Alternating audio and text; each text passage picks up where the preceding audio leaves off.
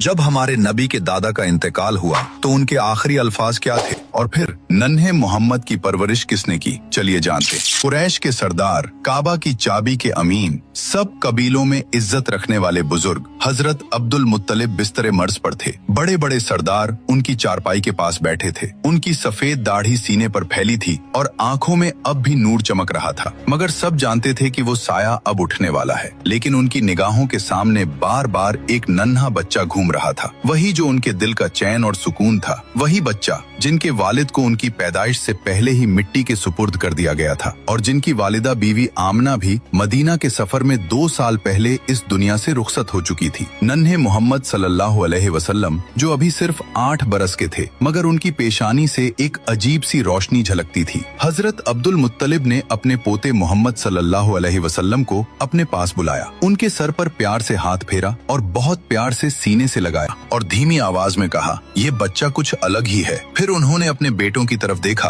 और बोले, मेरी बात ध्यान से सुनो, इस बच्चे की हिफाजत अब तुम्हारी सबसे बड़ी जिम्मेदारी है और मैं ये अमानत अपने बेटे अबू तालिब को सौंपता हूँ। ये सुनते ही हजरत अबू तालिब की आंखों से आंसू बह निकले। वो बहुत ही तंग हाली में जिंदगी गुजारते थे, माल दौलत ज्यादा नहीं थी, मगर दिल बेहद बड़ा था। उन्होंने वालिद से कहा, अब्बा जान आप बेफिक्र रहें, मैं इस बच्चे की हिफाजत अपनी जान से बढ़कर करूंगा। कुछ ही दिनों बाद वो घड़ी आ गई जब मक्का वालों ने एक और बड़ा गम देखा। हजरत अब्दुल मुत्तलिब का इंतकाल हो गया। कुरैश के लोग सदमे में थे, मगर सबसे ज्यादा गमगीन थे नन्हे मोहम्मद सल्लल्लाहु अलैहि वसल्लम। पहले वालदा का इंतकाल हुआ, अब दादा का साया भी उठ गया। आंखों से आंसू बह रहे थे, मगर उनके दिल में एक अजीब सा सब्र था। कोई और बच्चा होता तो रो पड़ता, बिलक पड़ता, मगर आप खामोशी से आसमान की ओर देख रहे थे, जैसे वहीं से दिल को सुकून और तसल्ली मिल रही हो। अल्लाह ताला ने ये दर्द अपने प्यारे नबी सल्लल्लाहु अलैहि वसल्लम को इसलिए दिखाया ताकि आने वाली उम्मत को सब्र और भरोसे का सबक मिले। अबू तालिब ने उस दिन से